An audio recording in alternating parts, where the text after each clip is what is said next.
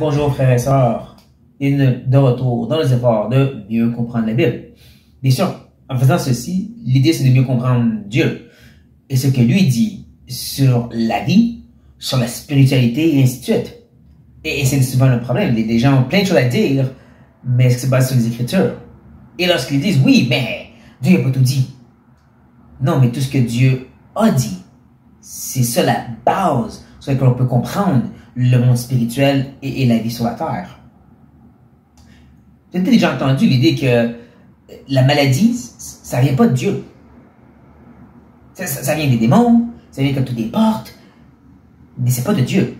Dieu ne frappe personne par la maladie. Mais en regardant Deutéronome, vous allez voir que Dieu dit autre chose, lui. L'Éternel te frappera miraculeusement, toi et ta postérité, par des plaies grandes et de longue durée, par des maladies graves et opiniâtres.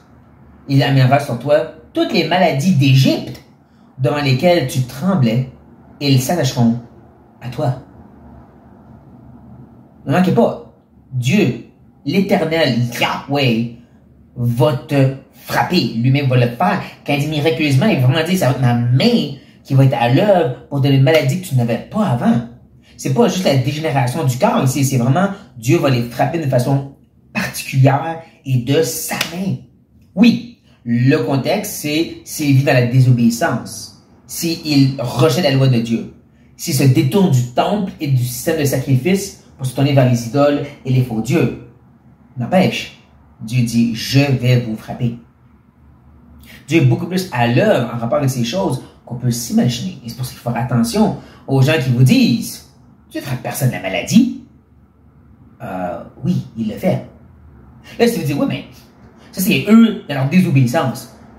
Désolé de te le dire, tu es aussi un pécheur.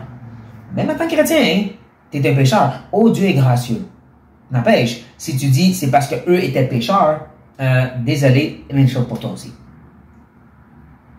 Maintenant, je ne suis pas en train de dire qu'automatiquement, si tu pêches en tant que chrétien, tu as une maladie. Non, non, non. Je dis, brisons cette fausse notion que la maladie vient du diable. Non, c'est Dieu qui fait ça. Même à plusieurs reprises, Dieu va rendre ça clair. Ça vient de moi, avant tout.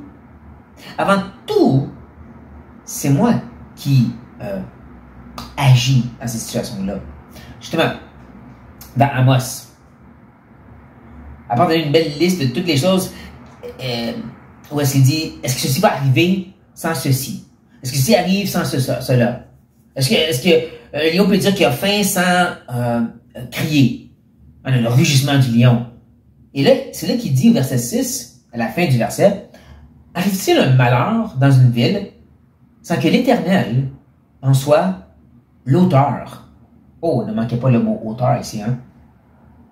C'est moi qui l'initie, parce que Dieu est avant toutes choses. Hein, c'est lui qui a placé les dominos en place. C'est lui qui donne aussi le coup pour les faire avancer. Et le mot malheur ici est excessivement général, il est très large. Ça inclut les cataclysmes, et donc certaines traductions ont vraiment mis ici catastrophe, cataclysme. Mais ça peut inclure la maladie, ça peut inclure tout ce qui est mal. Maintenant, Dieu n'est pas l'auteur du mal dans le sens le péché. N'empêche, Dieu dit quand même, tout est initié par moi. N'oublie pas, dans l'histoire de Job, c'est Dieu qui présente Job à Satan. Et Satan ne peut rien faire sans que Dieu lui donne le droit. Mais, ça n'enlève pas que Dieu a quand même dit, c'est moi qui vais frapper activement. Si nous devons nous faire réfléchir et justement comprendre, d'un côté,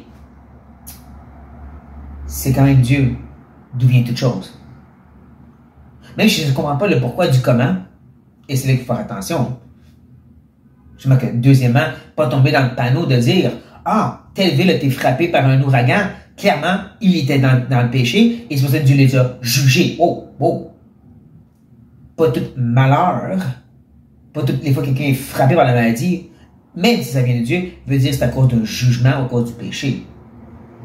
Ah oui. Parce que justement, pensez à Paul avec son écharpe dans la chair. beaucoup débattent sur c'est quoi exactement le charme. C'est-tu juste une maladie? C'était-tu quelqu'un qui était un trouble dans sa vie? Hein, comme les charmes dans ce sens-là. Ou même un certain combat. J'ai bien dit combat, pas de chute. Le but, c'est que ceci, Dieu lui a mis, non parce qu'il avait péché, mais pour le préserver de l'orgueil. Ah. Et même quand tu recules dans 2 Corinthiens, on lit au chapitre 4 cette idée que nous sommes des vases de terre que Dieu brise. Ça semble comme le corps qui se décompose, la maladie. Mais c'est pour présenter Christ. Ça ne parle pas le péché, ça rapporte le fait de manifester Christ. Et tu regardes encore plus loin, il commence l'épître en parlant de cette idée qui est amenée à une place de désespoir. Pas parce qu'il avait péché. Au contraire, il est en train de servir Dieu fidèlement. Hein? Mais c'est pour qu'il s'attende plus à Dieu. Pensez à Hébreux chapitre 12 aussi. Un passage bien connu. La discipline du Seigneur, souvent mal compris. Parce qu'on le prend comme si c'est Dieu qui punit. En réalité, le mot châtiment, le mot grec, je devrais dire, parle ici d'entraînement, de comment les parents vont former le caractère de leurs enfants. Ça peut inclure la correction physique comme l'enseignement. C'est tout inclus dans le mot qui est traduit par châtiment ou discipline dans l'Hébreux 12. Et pensez, l'Église à laquelle c'est écrit était fidèle, par désobéissance. Dieu n'était pas en train de les punir, mais former leur caractère par les épreuves qu'ils vivaient. Donc, pas toute chose qui semble mal, qui semble douloureuse, comme la maladie, comme l'épreuve, comme les cataclysmes, sont nécessairement un jugement de Dieu, mais oui, Dieu en est l'auteur.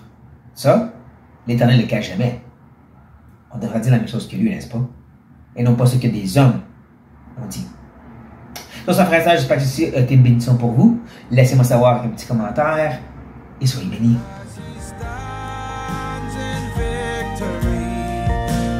Come